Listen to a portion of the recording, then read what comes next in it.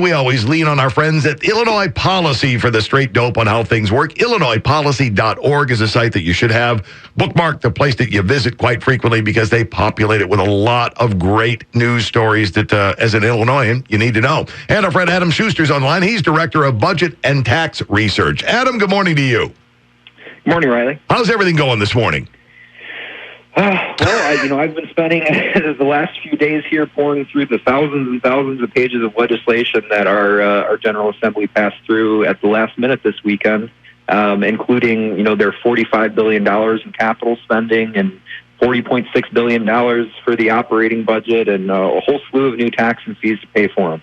It's mind-boggling. It was a real busy weekend, and a lot of money that, we don't have went out the door. Yeah, exactly right. I mean, there's claims being made by Springfield politicians right now, both Republicans and Democrats who voted for the budget that they passed, claiming that this is balanced. And, it feels like an episode of Groundhog Day or something, because here we are, again, saying that this is not a truly balanced budget, and the politicians in Springfield are saying that it is. And at the end of every fiscal year since 2001, the state of Illinois has spent more money than it brought in. So despite whatever they say when they pass the budget, we never seem to actually balance the budget at the end of the fiscal year. And my initial analysis of what they did down there in Springfield this weekend suggested this is going to be another year where we're simply going to add to our running pile of debt because this is not a truly balanced budget. Your colleague Austin Bergen, in his piece, points out new governor and Democratic supermajorities have retained the same chaotic budgeting process that has brought the state's credit rating to near junk status. So promises that things will be different, not going to repeat the mistakes of the predecessors. All of that, campaign rhetoric? Right now, it seems like it. I mean, this is really a status quo budget. This is a budget in the line of Illinois budgets, how we've been doing them for decades now, and the way that it has been working. There's no real structural spending reform in here. There was no official revenue estimate passed. The first step of passing a budget is figuring out how much money you have. Everybody at home understands that, and they never officially took that step this year. And they actually released the legislation, hours before they voted on it, about a day before they voted on it, and then it passed through the Senate and the House in a matter of a few days, including all these tax and fee increases, which I'd love to have a chance to talk about, including, increasing the motor fuels tax, increasing the a tax on parking garages, increasing the cigarette tax, expanded taxation on gambling. I mean, all these things didn't really get any opportunity for real, robust public debate, and they were just rammed through by the leadership who negotiated these behind closed doors, and the people of Illinois were robbed of the opportunity to weigh in on this before they did anything. We're spending time with our friend Adam Schuster. He's Director of Budget and Tax Research for Illinois Policy, IllinoisPolicy.org. Yeah, the one that people are really going to start, your attention will truly be captured, about July 1st? Isn't that when the gas tax kicks in? Yeah, the gas tax kicks in July 1st, and it's going to double, making us either the highest or the second highest in the nation, depending on where you live in the state. It goes from 19 cents up to 38 cents a gallon. But what people often forget to mention is that we also have underground storage fee, an environmental fee, a sales tax that we pay on gasoline, and that local governments oftentimes are allowed to add their own motor fuels taxes. And so groups that look at this and score what the actual effective gas tax rate is, like what you actually pay at the pump, not just the motor fuels tax, sticker price, you actually already were paying the 10th highest total gas taxes in the nation. And when you add this on top of it, we're going to be either a penny behind Pennsylvania or ahead of Pennsylvania to be the highest in the nation. If you live in Chicago, you'll definitely be paying the highest in the nation. Crazy. So we're looking at that. We're looking at a cost. Registrations going up. Did the streaming part of all of this go through? Because I know that there was talk about let's slap that Netflix tax, for lack of a better term, on it. Streaming services. We're going to need a pound of flesh out of those. Did that go through too? That one did not. So there were a few victories because the governor had proposed 19 different tax and fee hikes that totaled almost $7 billion rather, since taking office. And some of the worst ones, or at least the most unpopular ones, did not get included. That includes the streaming tax, or what they call the Netflix tax, as well as the plastic bag tax. So neither, which would have implemented a statewide tax whenever you buy a plastic bag, whether it's at a grocery store or a gas station or what have you, would have been a 5-cent additional fee that you would pay per bag. That also did not pass. But in return, they came up with a new tax hike proposal that nobody had heard about until this weekend. At least I hadn't. I'm following these things very closely. And it was what they essentially did is they expanded the sales tax on online purchases to marketplaces. So if you buy things through, Etsy, for example, or eBay, where you're buying it from a third-party seller but using an intermediary, you'll now be paying a sales tax on that. And for regular online sales, buying directly from Amazon or whatever it may be, they increased the sales tax by adding not only the state sales tax, but also a local sales tax portion to that. So you're about to see your online shopping get more expensive, most likely. Wow. These and all of this sort of stuff, it's staggered ever so slightly, but a lot of this stuff is going to come to fruition about the same time, isn't it?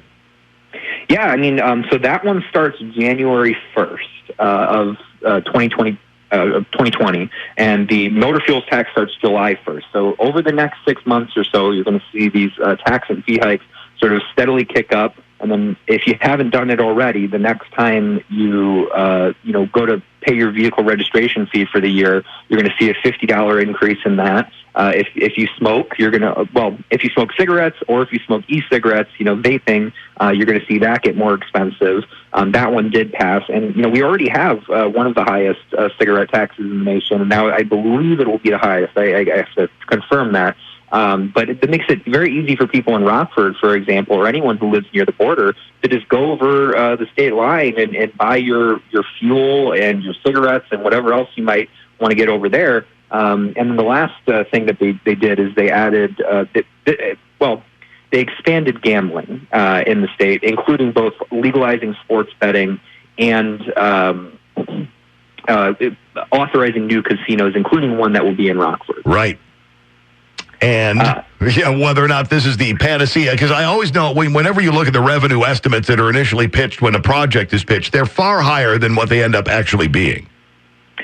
And that's especially true of gambling, at least historically in Illinois. The last time we did a major capital plan or infrastructure plan, we counted a big portion of gambling was supposed to pay for that. And that was when they expanded the video gaming terminals across the state. But revenue estimates at the time ended up being billions and billions of dollars short per year. We're still billions of dollars short of where it was supposed to what it was supposed to bring in, rather. And so it didn't end up funding as many infrastructure projects as they predicted at the time. And my concern with the gambling expansion, the sports betting, the casinos, is it's very dependent on people's behavior, and you're essentially, not to be too cute here, but you're betting on a new industry to raise a lot of revenue for the state of Illinois, and you just don't know yet how big that industry is going to be, and so it makes it very unreliable. And what's likely to happen is if those revenues come up short and they still want to spend the money that they were planning to spend on infrastructure, they're going to come back to the same source that they always do, which is us, the taxpayer,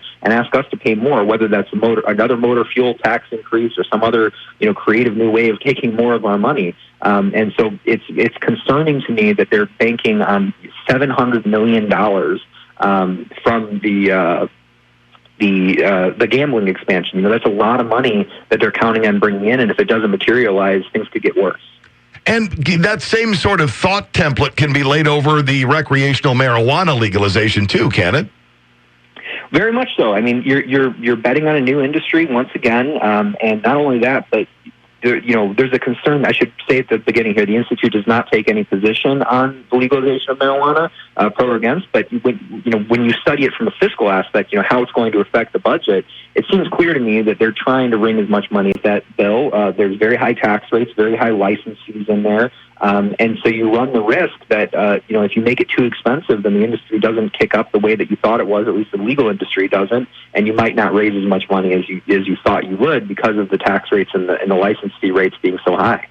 Yeah, so we've heard estimates anywhere from $350 million to $500 million in additional revenue, and then you lay that across what places like Colorado with more built-in tourism is getting anyway. That's we're talking kind of Colorado numbers, which I just think I'm not an expert in the field like you, but just looking over the landscape, I don't see us equaling Colorado kind of numbers.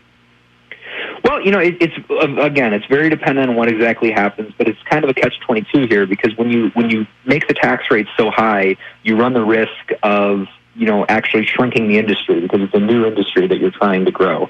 The real problem here with the way they did this budget and the way that they did the capital plan or the infrastructure plan is the only idea coming out of Springfield is how can we take more money out of taxpayers' pockets. It seems to me year after year they refuse to look at finding ways to spend the money they already have more efficiently. How can we make each dollar that we're getting in Springfield go a little bit further for the taxpayer? And we put out some plans, some very thoughtful plans, not only for the budget but also for capital spending or infrastructure spending on how the state could have made these investments, repaired our roads and bridges, done it in a thoughtful way that, really maximizes the return on investment for taxpayers without asking anybody to pay more. So, there are other alternatives out there. And so when you see the politicians down there saying that we had to do this because our roads and bridges needed it, remember that the last capital plan included things like hundreds of thousands of dollars for doors and chandeliers at the state capitol, that this includes money for encouraging youngsters to take up the game of golf. They're not using the money we're sending them well, and so don't buy the story that all of these tax hikes that have always been necessary in order to keep the government running.